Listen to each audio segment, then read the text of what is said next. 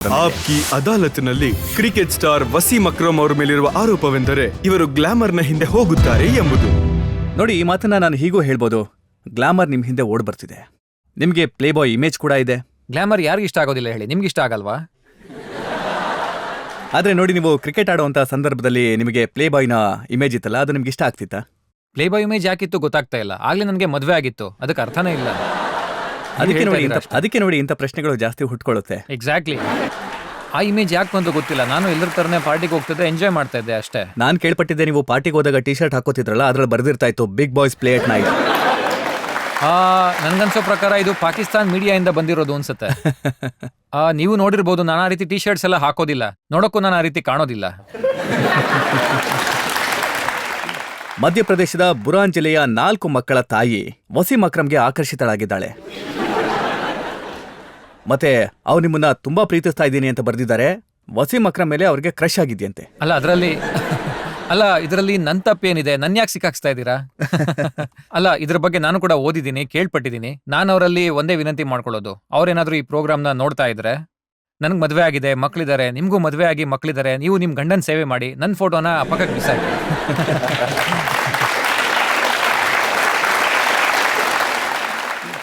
ನೋಡಿ, ಇನ್ನೊಂದ್ ಕಡೆ ಬರೀತಾರೆ, ಒನ್ ಡೇ ಮ್ಯಾಚ್ ಟಿವಿನಲ್ಲಿ ನೋಡ್ತಾ ಇರ್ಬೇಕಾದ್ರೆ ಅಕ್ರಮ್ ಅವರಿಗೆ ಎಷ್ಟು ನಾನು ಪ್ರಭಾವಿತಳಾಗಿದ್ದೆ ಅಂದ್ರೆ, ಇವರನ್ನೇ ತನ್ನ ಪತಿಯಾಗಿ ಒಪ್ಕೊಂಡು ಗವರ್ನಮೆಂಟ್ ಕೆಲಸದಲ್ಲಿ ರಿಟೈರ್ಡ್ ಆಗಿದ್ದ ತನ್ನ ಪತಿಗೆ ವಿಚ್ಛೇದನ ಕೊಟ್ಬಿಟ್ಟೆ. ಅವ್ರ ಹಸ್ಬೆಂಡ್ ಕತೆ ಏನಾಗಿರ್ಬೋದು ಅಂತ ನಾನು ಯೋಚನೆ ಮಾಡ್ತಾ ಇದ್ದೀನಿ. ಬಟ್ ಐ ಥಿಂಕ್ ನಾನು ಆಗ್ಲೇ ಹೇಳ್ದಾಗೆ ಅವ್ರ ಫ್ಯಾಮಿಲಿ ಬಗ್ಗೆ, ಅವ್ರ ಮಕ್ಳ ಬಗ್ಗೆ ಕಾನ್ಸಂಟ್ರೇಟ್ ಮಾಡೋದು ಒಳ್ಳೇದು. 4 ಮಕ್ಕಳನ್ನ ನೋಡ್ಕೊಳ್ಳೋ ತುಂಬಾನೇ ಕಷ್ಟದ ಕೆಲಸ, ನನಗೂ ಗೊತ್ತಿದೆ. ಅವ್ರೇನಾದ್ರೂ 4 ಮಕ್ಕಳ ತಾಯಿ ಆಗಿದ್ರು ಕೂಡ 18-19 ವರ್ಷದವರಾಗಿದ್ರೆ ಏನ್ ಸಲಹೆ ಕೊಡ್ತೀರಾ? ಹಾಗೆ ಯೋಚನೆ ಮಾಡ್ಬೋದಿತ್ತೆ ನಾವು.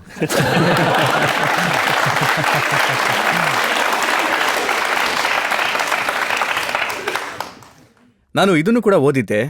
ನಿಮ್ಗೆ ಒಂದು ಇಂಡಿಯನ್ ಫಿಲ್ಮ್ ಅಲ್ಲಿ ರೋಲ್ ಅನ್ನ ಆಫರ್ ಮಾಡಿದ್ರಂತೆ, ಪೂಜಾ ಭಟ್ ಅವರು ಸಿನಿಮಾದಲ್ಲಿ ಆಫರ್ ಮಾಡಿದ್ರು. ಅದು 1.5 ವರ್ಷದ ಕೆಳಗೆ. ಅದ್ರ ಬಗ್ಗೆ ಏನು ಯೋಚಿಸ್ಲಿಲ್ವಾ? ಆಗ ನಾನು ಬೇರೆ ಕ್ರಿಕೆಟರ್ಸ್ಗೆ ಏನಾಯ್ತು ಅಂತ ತಿಳ್ಕೊಂಡಿದ್ದೀನಿ, ಹಾಗಾಗಿ ನಾನು ಒಪ್ಕೊಳ್ಳಿಲ್ಲ. ನಾನು ಸಚಿನ್ ಅಂದ್ರೆ ಅಜಯ್ ಅವ್ರು ನೋಡಿದೆ, ಒಂದು ಫಿಲಮ್ ಆದ್ಮೇಲೆ ಮತ್ತೆ ಆಫರ್ ಬರಲಿಲ್ಲ. ಮೋಸಿಂ ಖಾನ್ ಅವ್ರು ನೋಡಿದೆ, ಸಂದೀಪ್ ಪಾಟೀಲ್ ಅವ್ರು ನೋಡಿದೆ. ನೋಡಿ, ಆಕ್ಟಿಂಗ್ ಅನ್ನೋದು ಒಂದು ಪ್ರೊಫೆಷನ್. ನನ್ನ ಪ್ರಕಾರ ಅದು most hard working profession than cricket. ಮೊದಲು ಅದ್ರ ಬಗ್ಗೆ ತಿಳ್ಕೋಬೇಕಾಗತ್ತೆ. And you have to start from scratch. Wasim Akram cricket ಆಡಿ 40 ವರ್ಷ ಆದ್ಮೇಲೆ ಹುಡುಗಿ ಹಿಂದೆ ಸುತ್ತಾ ಇದ್ದಾನೆ ಅಂತ ಅಂದ್ರೆ, ಮತ್ತೆ ಅವನಿಗೆ ಆಕ್ಟಿಂಗ್ ಅಂದ್ರೆ ಏನು ಅಂತಾನೆ ಗೊತ್ತಿಲ್ಲ. So it's not my cup of tea. ನನಗೆ ಆಫರ್ಸ್ ಏನೋ ಬಂದಿತ್ತು, ಆದ್ರೆ ಅದ್ ನನ್ನ ಕೈಯಿಂದ ಸಾಧ್ಯ ಆಗೋದಿಲ್ಲ. ನಿಮ್ಗೆ ತುಂಬಾ ಧೈರ್ಯ ಇದೆ ಅನ್ಸುತ್ತೆ, ಇಷ್ಟೊಂದು ಸಿನಿಮಾ ಎಲ್ಲ ನೋಡಿದ್ರ ನೀವು. ನಾನಂತೂ ಒಂದೇ ಸಿನಿಮಾ ನೋಡಿದ್ದು, ಅದು ಕೂಡ ಅರ್ಧ ಗಂಟೆ ಮೇಲೆ ನೋಡಕ್ಕಾಗ್ಲಿಲ್ಲ. ಹೌದು, ನಾನು ಕೂಡ ಅದೇ ರೀತಿ ನೋಡಿದ್ದು ಅಷ್ಟೇ, ಸ್ವಲ್ಪ ಹೊತ್ತಷ್ಟೇ, ಪೂರ್ತಿ ನೋಡಿಲ್ಲ ನಾನು ಕೂಡ. ಒಬ್ಬ ಕ್ರಿಕೆಟರ್ ಮಾಡಿದ್ದಾರೆ ಅಂತ ಅಂದಾಗ ಆ ಎಕ್ಸೈಟ್ಮೆಂಟ್ ಇರುತ್ತೆ. ಹಾಗಾಗಿ ನಾವೆಲ್ಲ ಇಡೀ ಟೀಮ್ ಅವರು ಒಟ್ಟಾಗಿ ಕೂತು ಅದನ್ನ ಸ್ವಲ್ಪ ಹೊತ್ತು ನೋಡಿದ್ವಿ ಅಷ್ಟೇ. ಕ್ರಿಟಿಸೈಸ್ ಕೂಡ ಮಾಡಿದ್ವಿ. ಅಂದ್ರೆ ನಾನ್ ಆಕ್ಟ್ ಮಾಡಿದ್ರೆ ಹೇಗಿರ್ತಿತ್ತು ಅಂತ ನಂಗೆ ಅವಾಗ ಗೊತ್ತಾಯ್ತು. ನಮ್ಮ ಹತ್ರ ಸಮಯ ಬಹಳ ಕಡಿಮೆ ಇದೆ. ಕ್ವಿಕ್ಲಿ, ಥರ್ಡ್ ರೌಂಡ್ ಅಲ್ಲಿ ಅಕ್ರಮ್ ಅಂಕಲ್, ನಿಮ್ಮಂತ ಒಳ್ಳೆ ಬೌಲರು ಇಂಡಿಯನ್ ಟೀಮಲ್ಲಿ ಯಾಕಿರ್ಲಿಲ್ಲ? ಏನಂದ್ರು? ನಿಮ್ಮ ಹಾಗಿರುವಂತ ಬೌಲರ್ ಇಂಡಿಯನ್ ಟೀಮಲ್ಲಿ ಯಾಕಿಲ್ಲ ಅಂತಿದ್ದಾರೆ. ಇಲ್ಲಪ್ಪ, ನಿಮ್ ಟೀಮಲ್ಲೂ ಕೂಡ ಈಗ ಬರ್ತಾ ಇದಾರೆ. RP ಸಿಂಗ್ ಇದಾರೆ, ಇರ್ಫಾನ್ ಪಠಾಣ್ ಇದಾರೆ, ಮತ್ತೆ ಜಹೀರ್ ಖಾನ್ ಇದಾರೆ. ಅವ್ರು ಫಸ್ಟ್ ಕ್ಲಾಸ್ ಅಲ್ಲಿ ತುಂಬಾನೇ ಚೆನ್ನಾಗಿ ಆಡಿದ್ದಾರೆ. ಅವ್ರಾಗ್ಲೇ 30 ವಿಕೆಟ್ ತಗೊಂಡಿದ್ದಾರೆ. ಅವ್ರು ನೀನು ಪಿಕ್ ಮಾಡ್ತಿಲ್ಲ, ನಾನೇನ್ ಮಾಡ್ಲಿ ಹೇಳು? ನಿಮ್ ಹತ್ರ ಫಾಸ್ಟ್ ಬೌಲರ್ಸ್ ಇದಾರೆ, ಇಲ್ಲ ಅಂತ ನೀವು ಹೇಳೋ ಆಗಿಲ್ಲ. ಆದ್ರೆ ಈಗ ಪಿಚ್ಗಳನ್ನ ಮಾಡ್ತಿರೋ ರೀತಿ ನೋಡಿದ್ರೆ ಫಾಸ್ಟ್ ಬೌಲರ್ ಆಗೋಕೆ ಯಾರು ಇಷ್ಟಪಡೋದಿಲ್ಲ. ಆ ಡೆಡ್ ವಿಕೆಟ್ಗಳನ್ನ ಮಾಡ್ತಾರೆ. ಅಲ್ಲಿ ಕ್ರಿಕೆಟ್ ನೋಡೋದಕ್ಕೆ ಮಜಾನೇ ಸಿಗೋದಿಲ್ಲ. ಬರೀ ಸ್ಪಿನ್ನರ್ಸೇ ಎಲ್ಲಾ ವಿಕೆಟ್ಗಳನ್ನೂ ತಗೋತಾರೆ. ಇನ್ನು ಫಾಸ್ಟ್ ಬೌಲರ್ಸ್ ಹೇಗ್ ತಾನೇ ಬರ್ತಾರೆ ಹೇಳಿ ಇಂಡಿಯಾ ಪಾಕಿಸ್ತಾನಲ್ಲಿ? ನೋಡಿ, ಈಗ ಪಾಕಿಸ್ತಾನ ಗೆದ್ದಿರ್ಬೋದು, ಆದ್ರೆ ಆ ಡೆಡ್ ವಿಕೆಟ್ ಆಗಿತ್ತು. ಸ್ಟ್ರಾಟಜಿ ಏನೋ ಮಾಡಿದ್ರು. ನೋಡಿ, ನಿಮ್ಮ ದೇಶದಲ್ಲಿ ಗ್ರೀನ್ ವಿಕೆಟ್ಸ್ನ ನಾನು ನೋಡೇ ಇಲ್ಲ. ನಾನು 20 ವರ್ಷದಿಂದ ಕ್ರಿಕೆಟ್ ಆಡ್ತಾನೆ ಇದ್ದೀನಿ. ಹಾಗಾಗಿ ಜನ ಫಾಸ್ಟ್ ಬೌಲರ್ಸ್ ಆಗೋದಕ್ಕಿಂತ ಸ್ಪಿನ್ನರ್ ಆಗೋದೇ ಒಳ್ಳೇದು ಅಂತ ಅನ್ಕೋತಾರೆ. ವಸೀಂ ಸಾಬ್, ನಾನು ನಿಮ್ಮನ್ನು ಕೇಳಬೇಕು ಅಂತಿದ್ದೀನಿ. ಅದು 19ನಲ್ಲಿ ಇಂಡಿಯಾ ಮತ್ತು ಪಾಕಿಸ್ತಾನದ್ದು ಟೆಸ್ಟ್ ಮ್ಯಾಚ್ ಆಯ್ತಲ್ಲ, ಅವಾಗ ಅದು ಹೌದು. ಆ ಮ್ಯಾಚಲ್ಲಿ ನಮ್ಮ ಅನಿಲ್ ಕುಂಬ್ಳೆ ಸರ್ ಅವರು 9 ವಿಕೆಟ್ನ ತೊಗೊಂಬಿಟ್ಟಿದ್ರು. ಮತ್ತು ಲಾಸ್ಟ್ ವಿಕೆಟ್ಗೋಸ್ಕರ ನೀವು ಮತ್ತು ವಕಾಬ್ ಯೂನಿಸ್ ಸರ್ ಸ್ಕ್ರೀಸಲ್ಲಿದ್ರಿ. ಮತ್ತು ನೀವಿದು ಕೇಳಿದ್ದೀರಾ, ಅದು ವಕಾಬ್ ಸಾಬ್ ನಿಮ್ಮ ಹತ್ರ ಹೇಳಿದ್ರಂತೆ ರನ್ಔಟ್ ಆಗ್ಬಿಡು, ಸೊ ದಟ್ ಲಾಸ್ಟ್ ವಿಕೆಟ್ ಅವರಿಗೆ ಇದನ್ನು ಸಿಗೋದು ಬೇಡ ಅಂತ. ಸೊ ಆಗ ನೀವು ಬೇಕು ಅಂತಲೇ ನಿಮ್ಮ ವಿಕೆಟ್ನ ಅವ್ರಿಗೆ ಕೊಟ್ಟಿರಿ ಅಂತ. ಹೌದಾ? ಇಲ್ಲ, ಬೇಕು ಅಂತ ಅಂತೂ ಕೊಟ್ಟಿಲ್ಲ. ವಕಾರ್ ಅವ್ರು ಬಂದು ರನ್ಔಟ್ ಸಾಧ್ಯತೆಗಳ ಬಗ್ಗೆ ಹೇಳಿದ್ರಷ್ಟೇ. ಆಗ ಶ್ರೀನಾಥ್ ಅವ್ರು ಬೌಲಿಂಗ್ ಮಾಡ್ತಾ ಇದ್ರು, ವೈಡ್ ಹಾಕ್ತಾ ಇದ್ರು. ಅಂದ್ರೆ ವಿಕೆಟ್ಸ್ ಇಂದ ತುಂಬಾ ವೈಡ್ ಆಗಿ ಹಾಕ್ತಾ ಇದ್ರು. ಮತ್ತೆ ವಕಾರ್ ಅವ್ರು ಹೊಡೆದಾಗ ಅದು ಕ್ಯಾಚ್ ಆಯ್ತು, ಆದ್ರೆ ಇಂಡಿಯನ್ ಪ್ಲೇಯರ್ಸ್ ಹಿಡಿಲಿಲ್ಲ. ಅಂದ್ರೆ ಕುಂಬ್ಳೆ ಅವ್ರಿಗೆ ಇನ್ನೊಂದು ವಿಕೆಟ್ ಸಿಗ್ಲಿ ಅನ್ನೋ ಉದ್ದೇಶದಿಂದ ಇರ್ಬೋದು. ಆಗ ನಾವಲ್ಲಿ ಸುಮ್ನೆ ಮಾತಾಡ್ಕೊಂಡ್ವಿ ಅಷ್ಟೇ, ಜನರಲ್ ಡಿಸ್ಕಷನ್ ಆಗಿತ್ತು, ಸೀರಿಯಸ್ ಆಗಲ್ಲ, ರನ್ಔಟ್ ಆಗ್ಬೋದಲ್ವಾ ಅಂತ ಜೋಕ್ ತರ. ನೋಡಿ ಅದು ಅದೃಷ್ಟ ಅಷ್ಟೇ. ಅವ್ರ ಹಣೆ ಬರದಲ್ಲಿ 10 ವಿಕೆಟ್ ಸಿಗ್ಬೇಕು ಅಂತಿದ್ರೆ ಅದು ಸಿಕ್ಕೇ ಸಿಗುತ್ತೆ, ಇಲ್ಲ ಅಂದ್ರೆ ಅದ್ ಸಿಗೋದಿಲ್ಲ. ನಾನಂತೂ ಬೇಕು ಅಂತ ಔಟ್ ಆಗಲ್ಲ, ಐ ವಾಸ್ ಫೇಸಿಂಗ್ ಹಿಮ್. ನಾನಂತೂ ಅವ್ರಿಗೆ ವಿಕೆಟ್ ಕೊಡೋದಿಲ್ಲ, ಅದನ್ನ ನಾನು ಬರ್ದ್ಕೊಡ್ತೀನಿ ಅಂತ ಹೇಳಿದ್ದೆ. ನೆಕ್ಸ್ಟ್ ಬಾಲ್ ಅಲ್ಲಿ ಔಟ್ ಆಗಿ ವಾಪಸ್ ನಡ್ಕೊಂಡು ಹೋದೆ. ಮತ್ತೆ ವಕಾರ್ ಅವರು ಮತ್ತೆ ಪೆವಿಲಿಯನ್ ತಲುಪೋ ತನಕ ವಕಾರ್ ಅವರು ನನ್ನ ಮುಖನೇ ನೋಡ್ತಾ ಬಂದ್ರು. ಅಲ್ಲ ಏನ್ ಹೇಳಿದ್ರಿ, ಏನ್ ಮಾಡಿದ್ರಿ ನೀವು ಅಂತ. ಅವ್ರ ಹಣೆ ಬರದಲ್ಲಿತ್ತು, ಸಿಕ್ತ ಅಷ್ಟೇ. ನಾನು ಅದನ್ನೇ ಹೇಳಿದ್ದು, it's not sports man spirit, ಆ ರೀತಿ ಮಾತಾಡೋದಲ್ಲ. ನೋಡಿ ಅವ್ರ ಅದೃಷ್ಟ ಚೆನ್ನಾಗಿತ್ತು, ಎಫರ್ಟ್ ಹಾಕಿದ್ರು, ಹಾಗಾಗಿ ವಿಕೆಟ್ ಸಿಕ್ತು. Anil Kumble is a great bowler, ಅವ್ರಿಗದು ಖಂಡಿತ ಸಿಗ್ಲೇಬೇಕಿತ್ತು. ಅಂಥದ್ದು ಯಾವ್ದಾದ್ರು ಕೆಲಸ ಇದೆಯಾ ಇದನ್ನ ನಾನು ತಗೋಬೇಕು ಮತ್ತೆ ಇದನ್ನ ನನ್ನ ಲೈಫಲ್ಲಿ ಪೂರ್ತಿ ಮಾಡಬೇಕು ಅಂತ ಅನ್ನೋದು? ಈಗಂತೂ ನಿಮ್ಮ ಕ್ರಿಕೆಟ್ನ ಕರಿಯರ್ ಪೂರ್ತಿಯಾಗಿದೆ. ಹೌದು. ನೋಡಿ ನಿಮಗೆ ಗೊತ್ತಿರೋ ಹಾಗೆ ನಾನು diabetic, insulin dependent from last 10 years. ನಮ್ಮ ಕಲ್ಚರ್ನಲ್ಲಿ ಡಯಾಬೆಟಿಕ್ ಆಗೋದು ಒಂದು ಟಬೂ ರೀತಿ, ಅದನ್ನ ಜನ ಮುಚ್ಚಿಡ್ತಾರೆ. ಆದರೆ ಆ ಒಂದು ಡಿಸೀಸ್ ಜೊತೆ ನೀವು ಜೀವನ ಪೂರ್ತಿ ಆರಾಮಾಗಿ ಕಳಿಬಹುದು. ಬಂದ್ರೆ ಬ್ಲಡ್ ಶುಗರ್ ಲೆವೆಲ್ಸ್ನ ನೀವು ಕಂಟ್ರೋಲಲ್ಲಿ ಇಟ್ಕೋಬೇಕು, ನೀವು ಹೆಲ್ತಿ ಫುಡ್ ತಿನ್ನಬೇಕು, ರೆಗ್ಯುಲರ್ಲಿ ಎಕ್ಸಸೈಸ್ ಮಾಡಬೇಕು. ನೋಡಿ ನಾನು ಸಾಕಷ್ಟು ಜನರಿಂದ ಇದನ್ನ ಕೇಳ್ಪಟ್ಟಿದ್ದೀನಿ, ಡಯಾಬಿಟಿಕ್ ಅಂದ ತಕ್ಷಣ ಹುಡುಗಿರು ಒಪ್ಕೊಳ್ಳೋದೇ ಇಲ್ವಂತೆ ಹುಡುಗರನ್ನ. ಹುಡುಗಿರ ವಿಷಯದಲ್ಲೂ ಹಾಗೆ ಆಗಿದೆ ಅಂತ ಕೇಳ್ಪಟ್ಟಿದ್ದೀನಿ. ನೋಡಿ ನಾನು ಭಾರತದ 10 ನಗರಗಳಿಗೆ ಹೋಗಿದ್ದೀನಿ, ಮತ್ತೆ ರಾಶ್ ಡಯಾಗ್ನೋಸ್ಟಿಕ್ಸ್ಗೆ ನಾನು ಬ್ರ್ಯಾಂಡ್ ಅಂಬಾಸಿಡರ್ ಕೂಡ ಆಗಿದ್ದೀನಿ.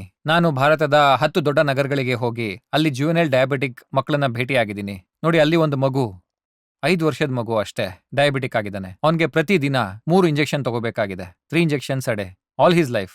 ಅವ್ರ ತಂದೆ ತಾಯಿ ಪರಿಸ್ಥಿತಿ ಏನಾಗಿರ್ಬೋದು, ಅದನ್ನ ಮಗುಗೆ ಹೇಗೆ ಎಕ್ಸ್ಪ್ಲೇನ್ ಮಾಡ್ತಿರ್ಬೋದು ಅವರು. ನೀನು ಯಾಕೆ ಇಂಜೆಕ್ಷನ್ ತಗೋಬಹುದು ಅಂತ ಹೇಗೆ ಎಕ್ಸ್ಪ್ಲೇನ್ ಮಾಡಿರ್ತಾರೆ ಅವರು. ಈ ರೀತಿ ಮಕ್ಕಳನ್ನ ಭೇಟಿಯಾಗಿ, ಡಯಾಬಿಟಿಕ್ ಪೇಷಂಟ್ಸ್ನ ಭೇಟಿಯಾಗಿ ಅವ್ರಿಗೆ ನಾನು ಮೋಟಿವೇಶನ್ ಕೊಡ್ತೀನಿ. ಈ ಜೀವನನ ನಾನು ನಡೆಸ್ತಾ ಇದ್ದೀನಿ ಅಂದ್ರೆ ನಿಮ್ ಕೈಲೂ ನಡೆಸೋದಕ್ಕಾಗತ್ತೆ ಅಂತ ಹೇಳ್ತೀನಿ. ಅದಕ್ಕಿಂತ ದೊಡ್ಡ ಕೆಲಸ ನನ್ನ ಕೈಲಿ ಇನ್ನೇನ್ ಮಾಡೋಕ್ಕಾಗತ್ತೆ ಹೇಳಿ, ಇಂಡಿಯಾ ಮತ್ತೆ ಪಾಕಿಸ್ತಾನದಲ್ಲಿ. ನೋಡಿ ನೀನು ಹೇಳ್ತಾ ಇದ್ರಿ, ನೀವು ಕ್ರಿಕೆಟ್ ಆಡಬೇಕಾದ್ರೆ, ಬ್ಯಾಟಿಂಗ್ ಮಾಡಬೇಕಾದ್ರೆ, ಬೌಲಿಂಗ್ ಮಾಡಬೇಕಾದ್ರೆ ಸಾಕಷ್ಟು ಶಕ್ತಿ ಬೇಕಾಗತ್ತೆ. ಆ ಸಮಯದಲ್ಲೂ ಕೂಡ ನಿಮಗೆ ಡಯಾಬಿಟಿಸ್ ಇತ್ತಾ? ಹೌದು, ಕಳೆದ 10 ವರ್ಷಗಳಿಂದ ನನಗೆ ಡಯಾಬಿಟಿಕ್ ಆದಾಗ ನಾನು 31 ಇಯರ್ಸ್ ಓಲ್ಡ್, 97ನಲ್ಲಿ. ಆಗ ನನಗೆ ತುಂಬಾನೇ ಬೇಜಾರಾಗಿತ್ತು, ನನಗೆ ಯಾಕಿದ್ ಬಂತು ಅಂತ. ಅಲ್ಲ ಹೇಳ್ತಾರಲ್ಲ, ನೀವು ಸ್ವೀಟ್ ತಿಂದ್ರೆ ಶುಗರ್ ಬರುತ್ತೆ ಅಂತ, ಇದು ಅದ್ರ ಬಗ್ಗೆ ಖಂಡಿತ ಅಲ್ಲ. ಅವೇರ್ನೆಸ್ ಇಲ್ಲ. ದಪ್ಪ ಇದ್ರೆ ಬರುತ್ತೆ ಅಂತಾರೆ, ಆಗ ನಾನು ದಪ್ಪನೂ ಇರಲಿಲ್ಲ. ಎಕ್ಸಸೈಸ್ ಮಾಡದೇ ಇದ್ರೆ ಬರುತ್ತೆ ಅಂತಾರೆ, ನಾನು 24 ಗಂಟೆ ಎಕ್ಸಸೈಸ್ ಮಾಡ್ತಿದ್ದೆ. So it's a completely wrong concept. Diabetic ಏನು ಅಂತ ನನಗೂ ಗೊತ್ತಿರಲಿಲ್ಲ.